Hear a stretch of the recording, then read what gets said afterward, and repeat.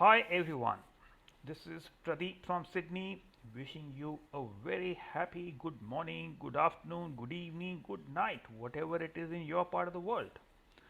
We have people from different countries and continents.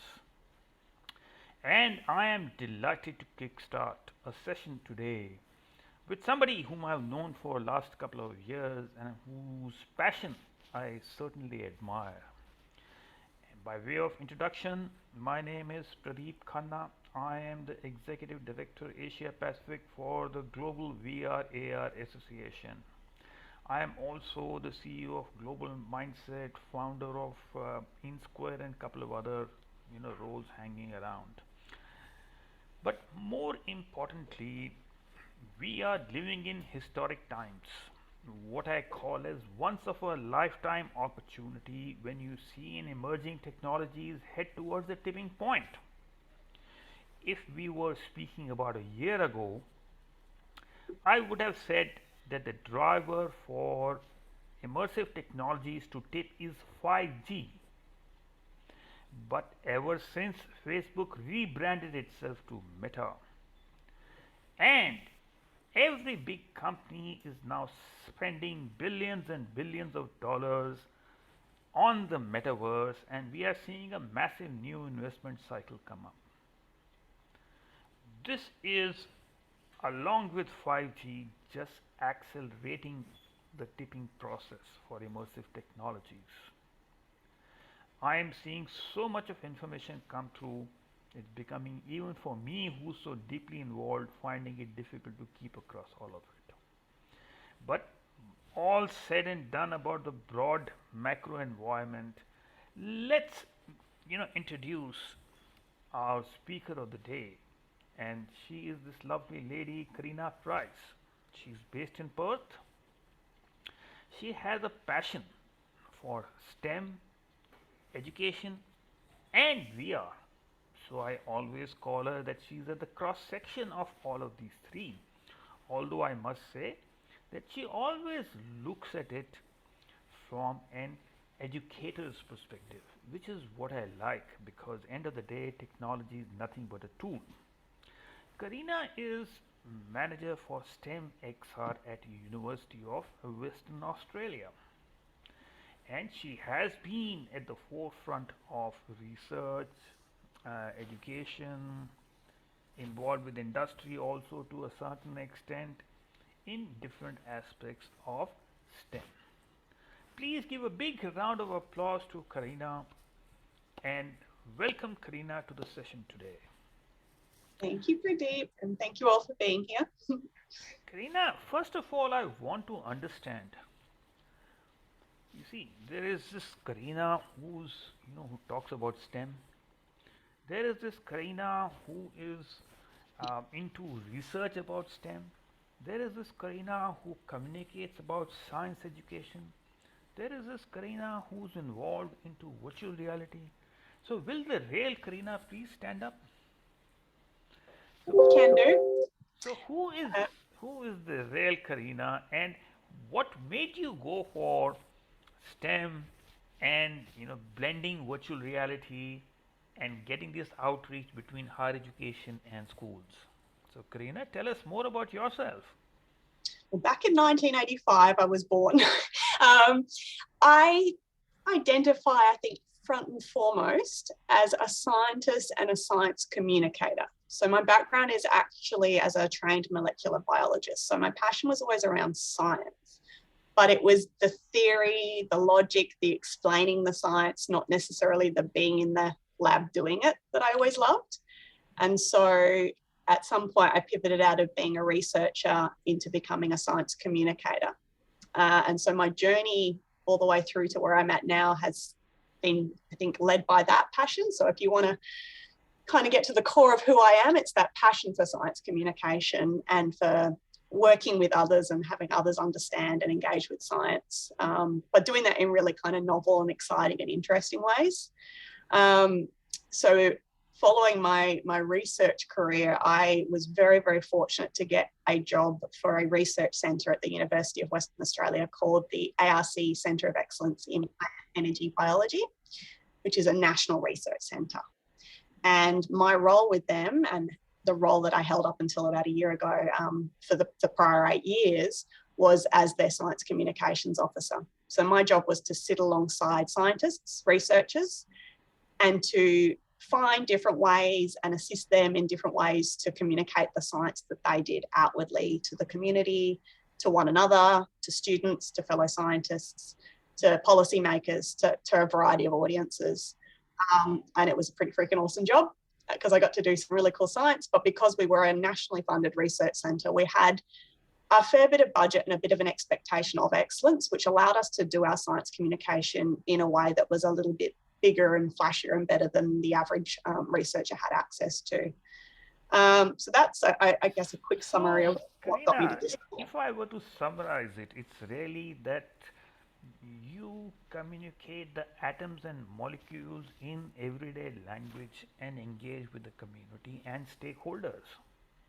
Yes. But tell me, now I want to look at, what are you doing in STEM XR and what is the STEM XR?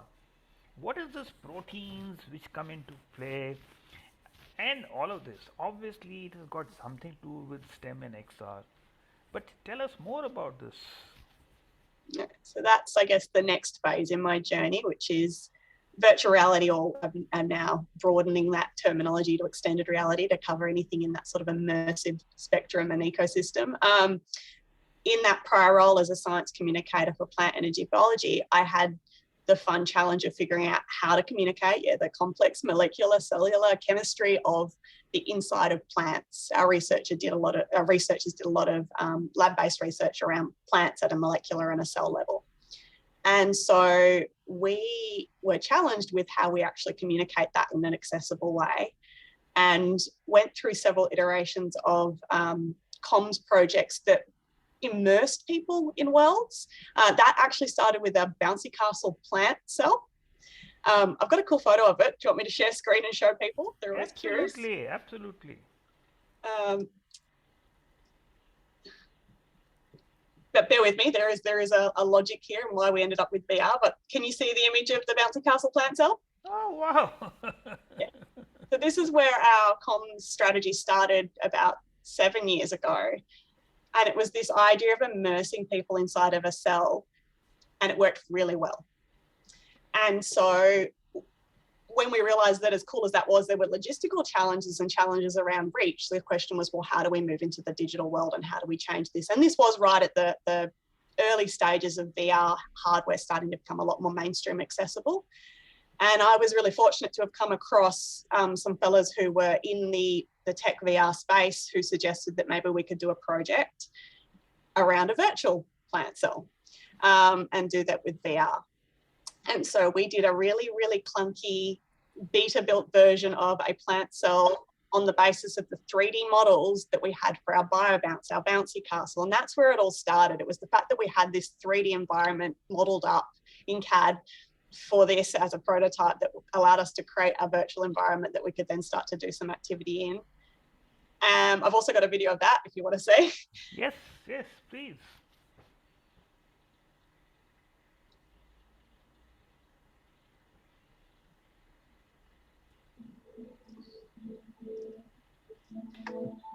And you'll see that it looks very much like the bouncy castle once you get inside of it.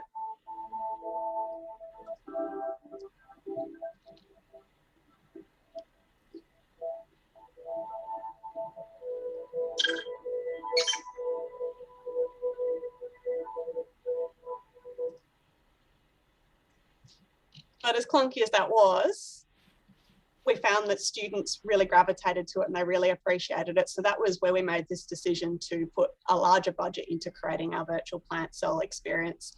And then that was a 5-year project, 5-6 year project that we iterated over time to draw people inside of not just the plant cell, but our research stories. We used it as the backdrop to start explaining what it was we were doing in a research context and some of that complex cell and molecular science. I'll show you an image of that too. But when we would take this out, and largely at that point I was doing this in a public outreach capacity, when we would take this out, I would constantly get asked by educators if it was available for education. And this was way back 2016, 2017, there wasn't a lot of precedent for how VR could be done in an educational context and done well at that point. And my focus was never really on VR as a technology. It was on the creation of content to communicate, with VR just being the medium. But I was faced with this challenge of, well, do I sit and wait for this to catch up and for the education sector to figure out how to do this effectively, and then we just slot in with content?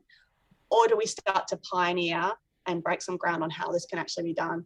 And so I pivoted the virtual plant cell project into more of an educational space at that point, and did that for several years. We did some big pilots with some high schools, and we tested how we could do virtual reality in an educational context, from low barrier to entry all the way through to high-end Oculus Rift builds. And so this is where we ended up with the virtual plant cell.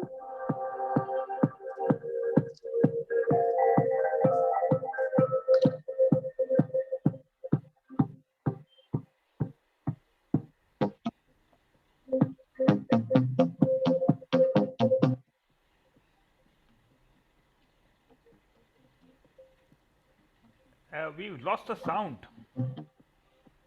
That, you know, there is a small checkbox when you share the screen of a video. Yeah. There's no audio. There's no audio. It's just the visuals. Okay. But it just gives you an idea of the interaction.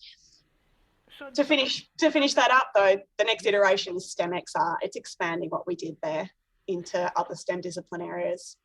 So as I see through the journey, you know, you started with science communication, and you started with the plant cell. Then you moved on, and then you looked at, you know, how does it fit into the educators, purely when you saw a lot of queries coming from educators. And I believe that you've now developed an offering which is there, which you had some expressions of interest from various schools in Australia. So what exactly is that offering? Okay, so STEM XR was the, I guess, next obvious step from virtual plant cell. The reason that we've moved forward is because the centre that I was a part of previously, the funding ended there. And so we could see the end of virtual plant cell looming, and thought, no, this is a great opportunity to take what we've learned here, but also my recognition at this point that there was other amazing content out there, not only in the university I was a part of, but in other universities as well. But there wasn't necessarily a clear conduit for that content to get out into schools, and there wasn't a clear go-to location for schools to readily access this content and have it accessible in a curriculum mapped quality way. And so that's where I pitched STEM XR, which we've only recently launched late last year, and which I'm now going through the expressions of interest of to try and pull schools into a pilot.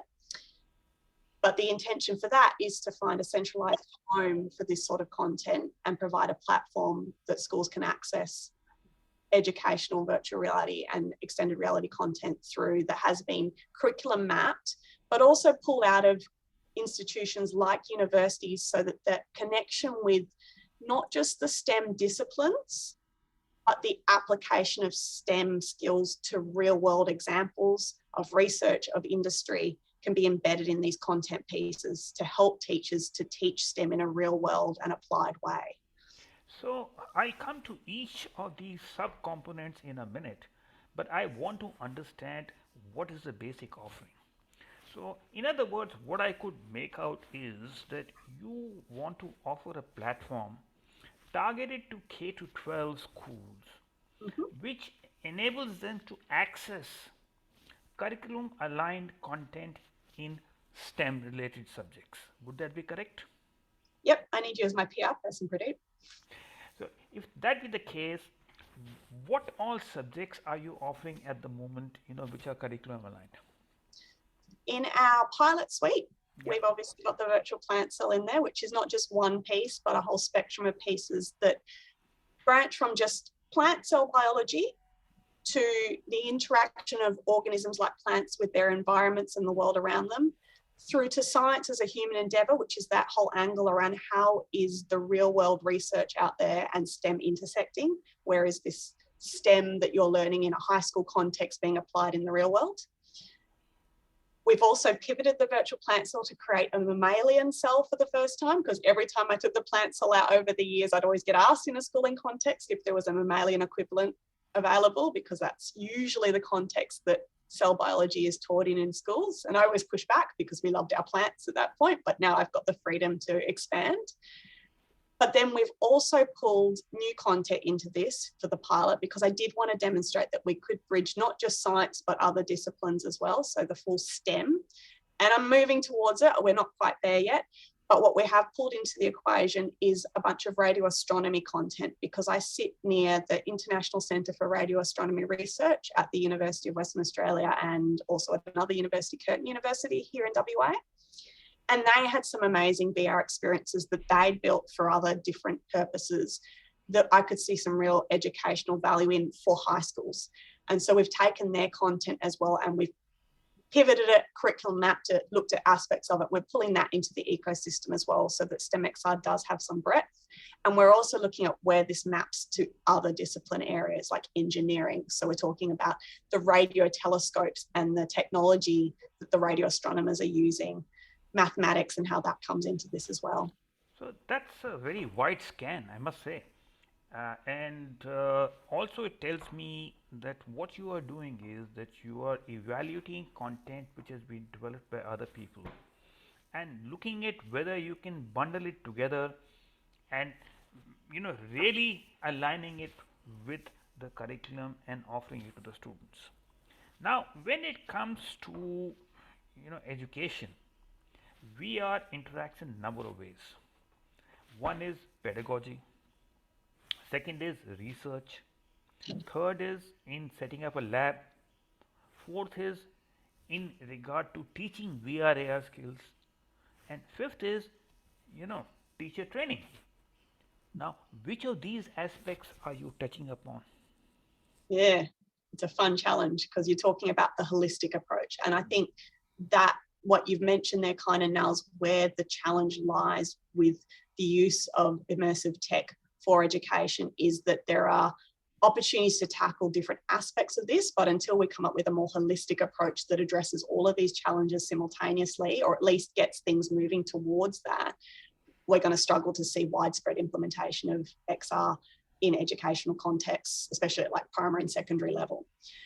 So with the STEMXR logic, it's going to take time to build, but what I'm gunning for is something that is as close to agnostic as possible for hardware in time. We're not there yet, but to try and make sure that there is at least that accessibility, because there is a breadth of content in there that can be used across different devices or in different circumstances. We're considering the teacher aspect and the realities of classrooms. So not necessarily full-blown teacher training, but at least making sure that there are materials and support and consideration in the design in there for teachers to be able to take this up relatively easily and with minimal time on their part, because it is a big learning curve for them. The technology is not something that we're directly addressing, but we are working with others to figure out, well, what are the best tech solutions for a schooling context, and how can a content suite like STEMXR and a platform enable use of the best hardware at the other end. And then, of course, bringing schools, teachers, students themselves into this conversation to have them inform it. Probably haven't quite addressed your question, but just acknowledging that there are lots of facets to this and trying to figure out how to best tackle each of those to address them. I couldn't agree more. And Yeah. I suppose that gets me to the next question, that you have so many stakeholders when it comes to, introducing VR for STEM education. You got the teacher themselves, you got possibly the head of the department, you got the principal, you got the IT guy, you got the parents, you got so many kind of stakeholders. So are you kind of going about meeting all different stakeholders, or how are you going about your approach in schools? I think my experience has kind of passively pushed me down the path of meeting all these different stakeholders over the years. And it's because of that exposure to all the different people that are really a part of this conversation, and realizing what can be contributed by each of those individual aspects of the industry, of the stakeholders of the schooling setting to this equation, is what has made me think that this holistic approach is what's necessary. And you know from prior conversations with Pradeep that I've always said this, that it's always been about a much greater conversation that brings all the stakeholders in to have a say. And that's everything from, you know, the schooling sector and the schools and the students themselves, through to the content creators, the tech providers, the policy makers. Everyone who should be a part of this needs to be a part of this. At the point that I'm currently at, my direct line is into, we've elected to focus on secondary schools so as not to fragment what we're doing too much at this stage. And so I'm going direct lines into schools at this point through my networks. But I've got a partnership with a great technology platform that is helping me to facilitate how we get this in, ironically called Facilitate. We've got connections with the likes of consultants who can help with the implementation of tech. So that's Lumina VR, and Michael's a partner with us who we're putting in front of schools and allowing schools to have those conversations about what their tech solutions need to be, so that that's going hand in hand with this software and content solution. So I would say at this point, I'm kind of having conversations with a lot of the stakeholders, arguably, and then we're trying to pull it all together as a collective voice to make sure that what we come up with is, you know, is well thought out and has as many of the facets addressed as possible, and as many of the challenges that schools would experience kind of being overcome, or at least acknowledged in the conversation. Okay. Now, in the traditional VR world, education and training had the second highest take up, and we are also, you know, expecting in the metaverse education and training to have the second highest take up. You know, now training has been much ahead of education, so as to say, in the immersive tech, but still education is now absolutely moving forward to understand more about how best to leverage this immersive tech. So what opportunities and challenges are you coming across at this point in time? It's interesting because as much as from the outside we're saying that there's an uptake in education, that we're seeing it happen, when I start to connect directly with the bulk of schools in the sector, they're all doing things on maybe a micro scale and facing a lot of challenges. And there's a lot of diversity out there. So I would argue that this is still happening in a very ad hoc fashion, and there is a lack of sort of standardized approaches across the sectors. What was the question you actually asked me, Pradeep? So the question is that what opportunities and challenges are you coming across as you interact more in driving immersive tech for STEM in schools? So I'd say the opportunities are the enthusiasm that's out there and the recognition of the value that this could have. So I opened up expressions of interest for our pilot, and we've had a really fantastic response. And every teacher that I've connected with, or school representative that I've connected with in the last couple of weeks about this, has been so excited by the prospect of being able to do something. A lot of the schools we're talking to have either already implemented a little bit of VR, some of them more so than others, some of them less so, or have at least done their explorations over the last couple of years. But I would still say that the majority of the ones we're speaking to haven't actually implemented anything yet. And so that's where the opportunity lies, that there is an interest and excitement and enthusiasm and a readiness to go, but what the schools are still asking for is a solution that works. The challenges, we always put it out there and ask schools to respond to what they see as the greatest barriers and challenges that they face. And a couple of years back, I was seeing more commonly the response was cost as the number one issue.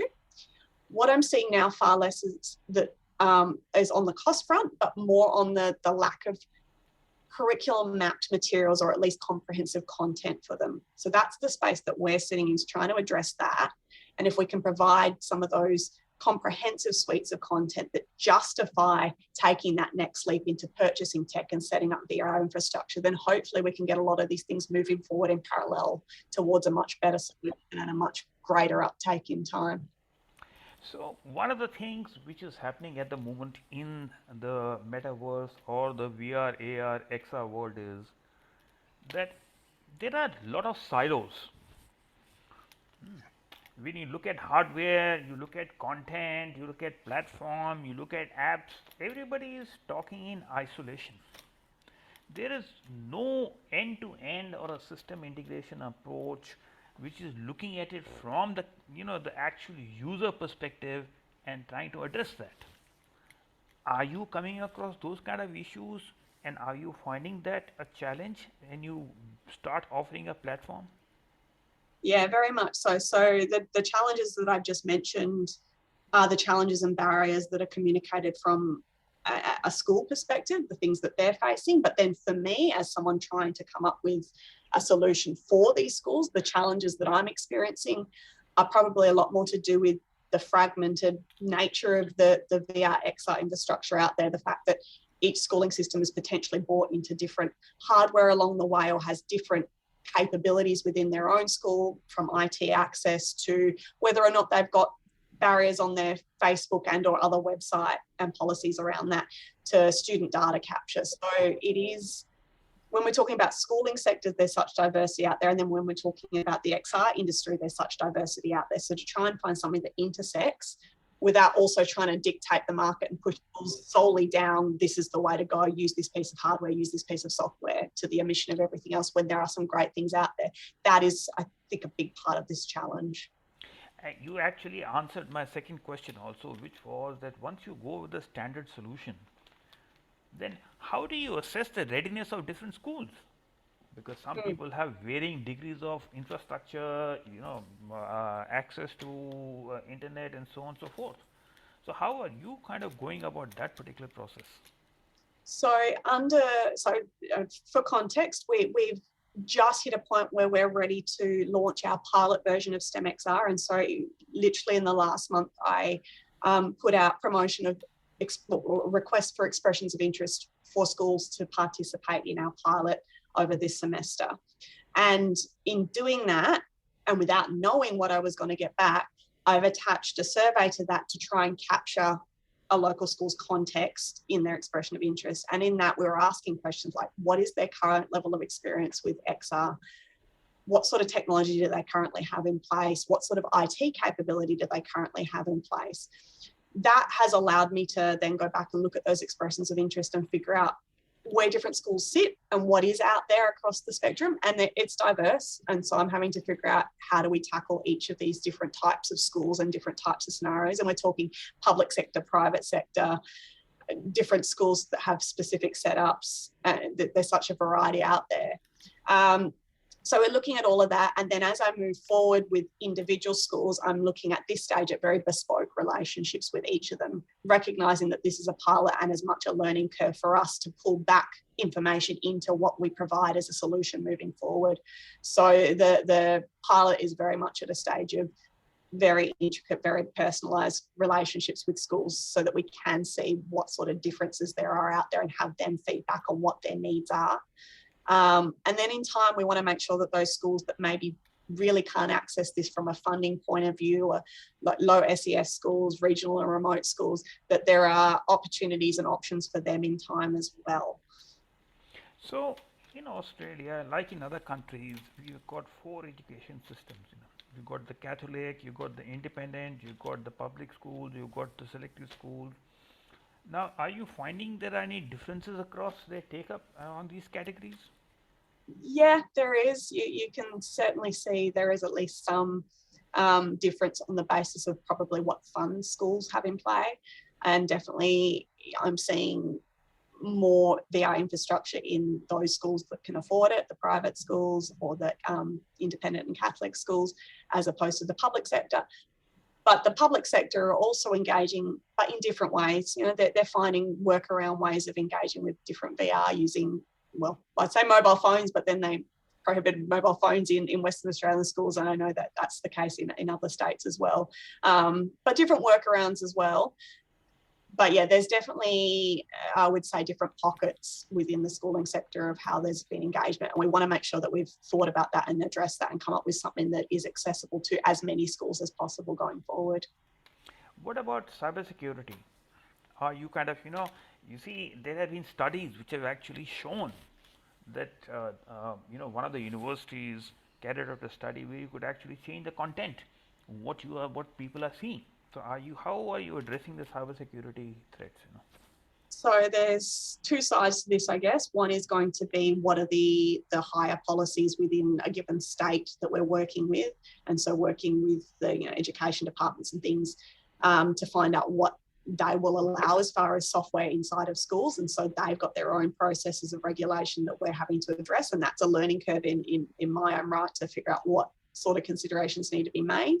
The platform that we've stepped off with does offer an opportunity for students to engage with the content without using any kind of login information, so that we can keep them de-identified while still being exposed to the content itself.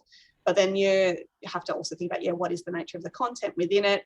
Are students going to be cheeky and inside of a headset go off and start logging into things that a teacher can't see? So there's going to be a multitude of challenges like that as well that we need to consider.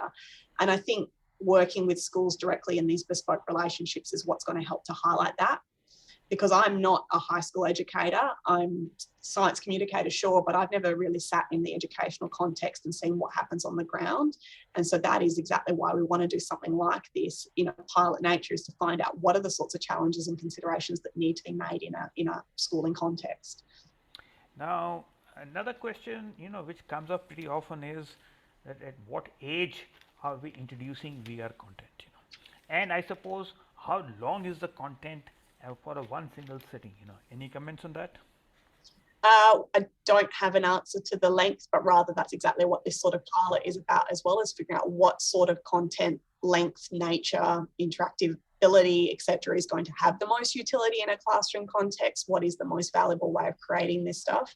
The age question often comes up as well. We certainly have seen examples of VR being used with younger audiences, but then of course there's certain suggested age limitations on some of the hardware, some of the higher end devices.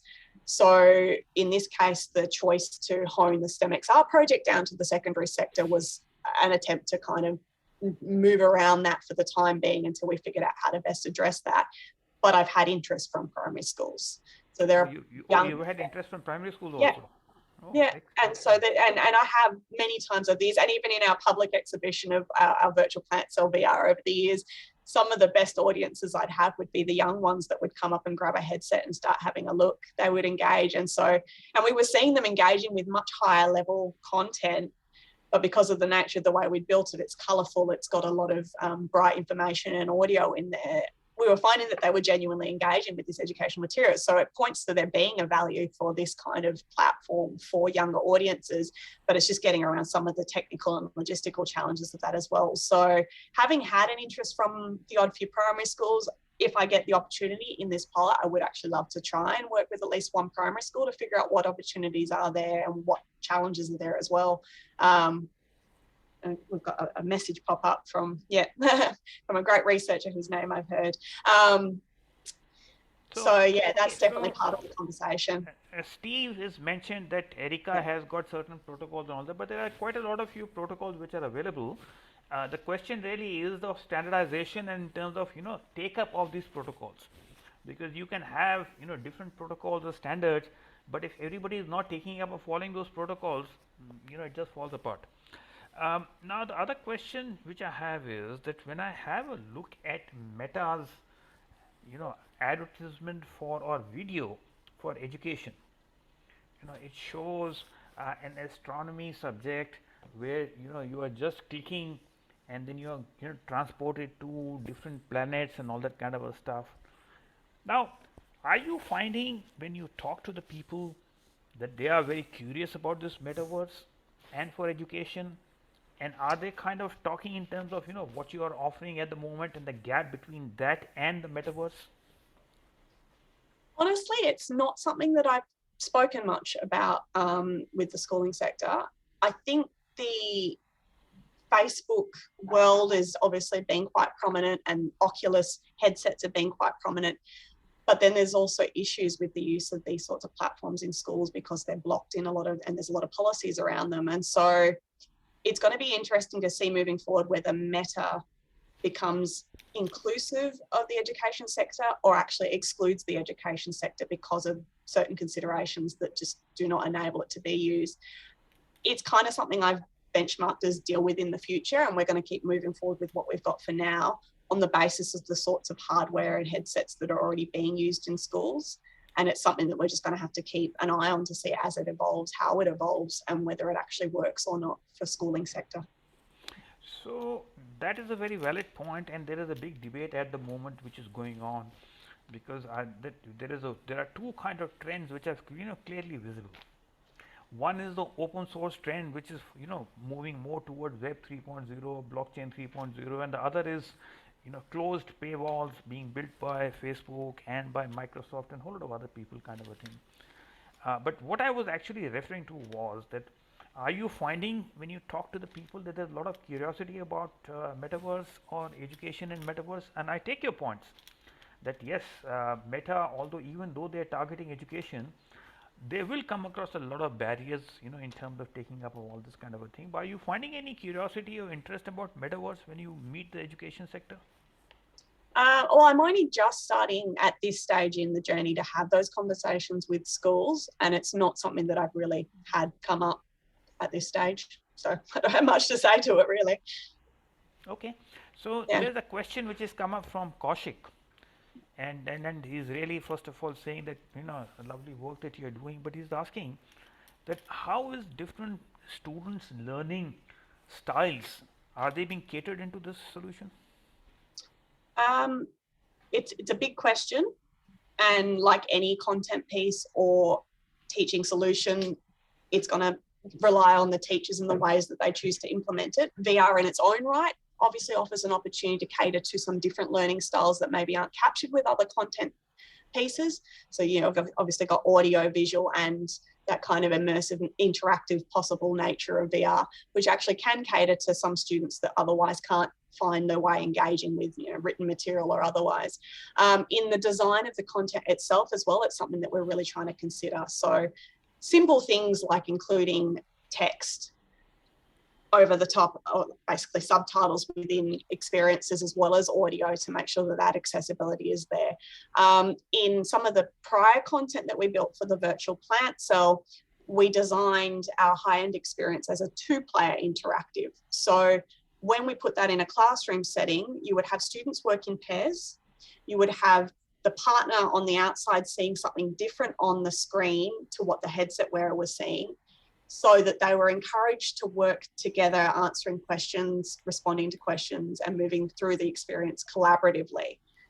That had the advantage of not only collaborative learning, but it meant that if a student couldn't actually use the headset, they could still be part of that learning experience. It also meant that if a school, for example, only had one device, the entire class could participate as the partner, and therefore you've actually got a whole classroom VR, a whole of class VR experience rather than just an isolated experience. So there's different learning styles out there. We're obviously not going to be able to address every single one with any one given piece of content, but it is certainly something we're considering in the way that we design this and in working with schools to try and address the different learning styles that are out there with this new medium. Okay, folks, feel free to ask your questions, put them into the chat box, and I'll ask Karina on your behalf. Another question which comes to my mind is, Karina, when you are asking for expression of interest, what kind of infrastructure are you expecting the schools to have? Should they be having only one head mounted device? Should they be having six? Or any particular thoughts like that? So our expression of interest window has closed, and I'm now in the process of going through what I got back as far as responses. And it was a question of, I don't know what I'm going to get, what is out there as far as infrastructure already in the schooling community, and it's diverse. And now I'm going through and looking at all of that and then trying to figure out for each individual school that's put through an EOI, what is the opportunity and how do we best equip them to move forward with something like this? Some of them will already have hardware that is compatible with what we're trying to do. Others have indicated that they have an interest in investing, but they haven't stepped off yet. And so we want to couple them up with the partner that I mentioned, Michael from Lumina VR, as a consultant to work with them. He's doing that for free, to work with them to figure out what is going to be the best solution for them moving forward, so that they can either step off and purchase hardware as they need it at this point, not just for our pilot, but for other things that they want to do within their school, or is maybe a loan option that allows them to just engage with something like this and become familiar with what the opportunity is.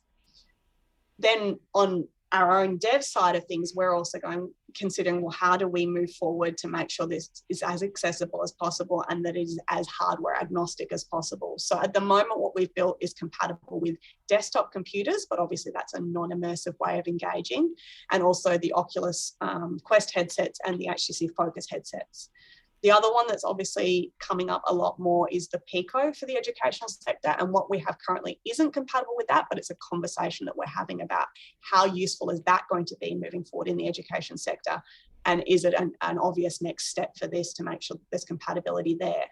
And then at the other end of the spectrum, there's the low barrier to entry 360-degree video engagement. And I would love in time to find ways of just making a platform that enables that level of access without needing high-end VR devices, so that there is at least an opportunity there at a very, very low barrier to entry end.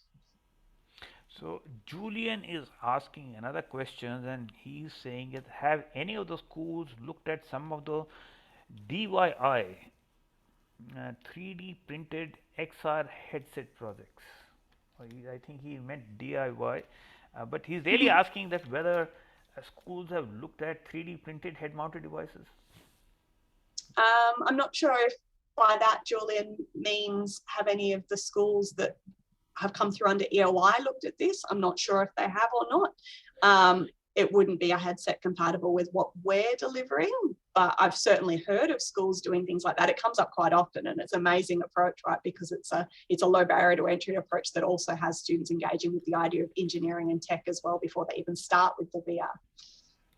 So I have seen your approach. You have gone down the VR path, and I've seen a whole lot of other people in the STEM area who have gone down the VR path.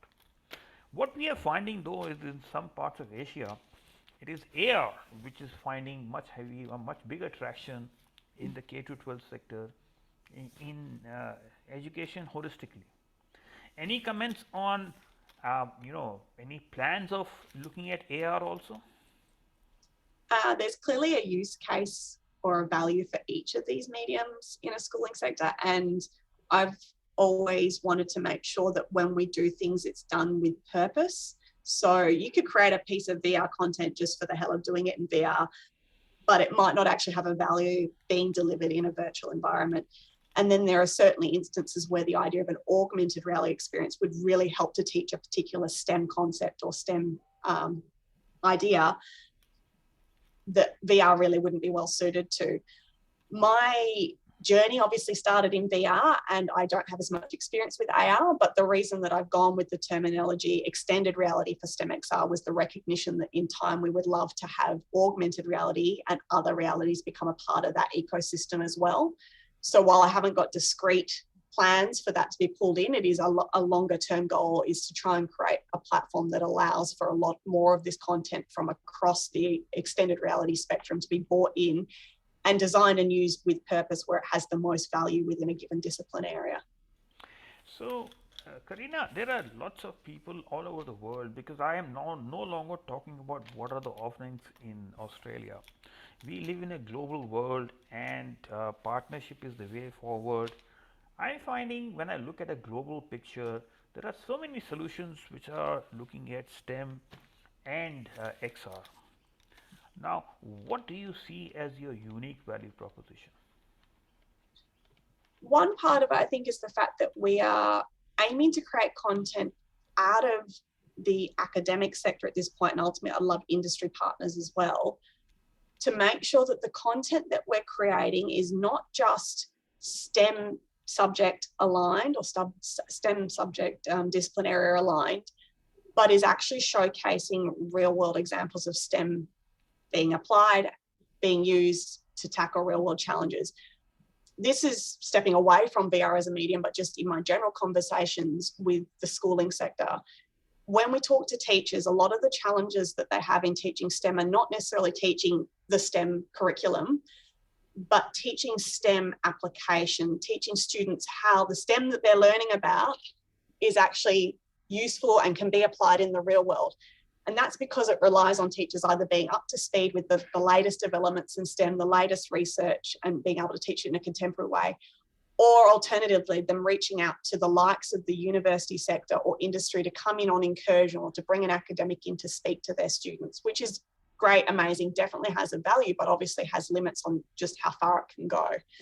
And so the great thing about immersive realities is that we can bring those real world examples of STEM into a classroom setting and give a teacher the tools that they need to be able to teach it in that way. So STEM XR for me, as someone who comes out of the research and academic sector, is very much about the real world examples of STEM in action, and the content, by pulling that out of a university sector, is able to do that. Whereas if we were deving this sort of outside of that, we could certainly align things with curriculum, but we might lose some of that authenticity, those real world examples. I guess the other side of it is the classroom consideration, which a lot of these products are doing, but just making sure that the design is genuinely considering what the realities are inside of a classroom setting and what a teacher's actually going to encounter, because there are some approaches being taken which consider maybe an individual piece of hardware being a solution or an individual piece of content, but we're not seeing as much of the holistic approaches that actually capture all of the challenges in one solution. So herein comes my possibly the last question in the interest of time. Students, yes, but what about the teachers? Are you also educating the teachers? Because we find many of the times digital literacy is a big issue insofar as teachers, and this is not Australia but all over the world. So are you finding that the teachers dealing with VR, is that an issue in terms of digital literacy? My audience is 100% the educators, not the students. The students are the endpoint learners, but the target of this, the customer base for this, are the educators themselves, and creating something that is a solution for them, that allows them to bring a really cool piece of content into their STEM classrooms. And yeah, part of that challenge is the upskilling, the training, and the coming up with a solution that allows them to use this tool without having to spend so much time getting across it all and understanding it all. So even in this EOI, one of the biggest questions we had is, what is your in-house IT capability? And can that person within your school be a part of this conversation as well? And for each individual school, we're going to have to figure out, well, how does this actually work? And what is the most effective solution in that setting, to first get maybe one or two teachers up to speed, but to then start disseminating those learnings across to other teachers and educators as well. So it's all part of the learning curve, but yeah, 100% the teachers are the audience here, and we need to figure out how to get them equipped with this in the most practical and accessible way possible. So Kaushik has one more question over here. He's saying that can you share about research opportunities in the direction of XR? He always felt that XR is more of providing engineering solutions. So, Kaushik, I can respond to that. There is a tremendous amount of work which is happening in XR, in higher education sector, in research. In fact, we have kicked off an initiative which is a global initiative, which is industry academia collaboration, which is looking at one of the elements, which is looking at number of elements, right from pedagogy to research to capacity building and so on and so forth. And there is tons happening across the world. I suppose one of the biggest challenges which is happening in the XR world today is, see, when I speak it, I am speaking at virtually 2 to 3 conferences a week. When I speak at these conferences, I find that 70% people do not even understand the difference between AR and VR. The second thing is that from the solution providers, Australia has 1,500 companies into AR VR. South Korea has 1,000 companies. China has 3,500 companies. India has 2,500 companies. Now, all these, majority of them tend to be startups. One person, 5 people, 25 people, and nobody seems to know them outside the niche that they're operating. So, in other words, we are a bit like the Wild West, where nobody really has a good understanding of what is happening in the XR ecosystem, or has too much of information overload without being able to decide as to what is good or bad. And that is why you come back to the the issue that I would always encourage you to be part of a community, because only then you will get, especially at this phase when we're heading towards the tipping point. After 2 to 3 years, it will be a different ball game altogether. But at this particular point in time, please be part of a community. Yes, VRAR is the world's largest community, but I'm not saying you are welcome to join VRAR, but be part of any other community so that you're aware as to what is happening, not only in terms of what is happening on the technology or the business or pedagogy side, but also as to what opportunities are emerging.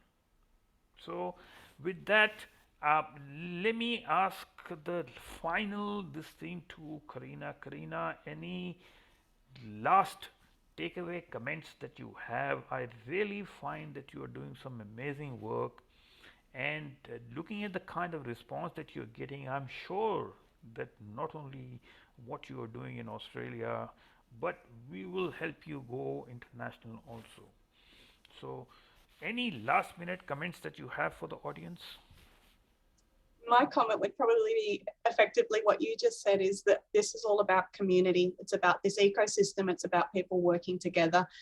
When we're talking about XR in the education sector, look, it's not like this highly profitable, end payers can pay heaps. This is gaming consumers. It's about a sector that needs this as a solution, but can't always afford to pay it. So those out there who care about the STEM education or other educational value of this, it's working together with all of those people to see this moving forward. That's definitely helped me. And so my final word is, anyone who's in this space, reach out, connect. Let's all work together towards coming up with the best possible solution for using XR within an educational context. I'm certainly open to working with partners, with industry, and having others contribute content in time. So yeah, I guess it really is just about that community aspect. And I thank you, Pradeep, for certainly being one of the main people who's connected me into this great community. And I now have a lot of amazing people within this ecosystem that I can see are doing really valuable stuff. It's awesome. Thank you so much, Karina. It was absolutely wonderful to have you, and I certainly enjoyed the chat. And thank you all, everybody, for joining in. And I look forward to more engagement as we have virtually a session every couple of weeks on different industries, on different themes in VR AR. But there is a whole stream that we have been working on educators perspective, as well as a couple of other aspects from K to 12 as well as higher education perspective. So we'll keep you updated, and with that, have enjoy your morning tea, afternoon lunch, evening glass of wine, or a late night cup of coffee in whatever part of the world. This is Pradeep signing off from Sydney. Take care. Bye.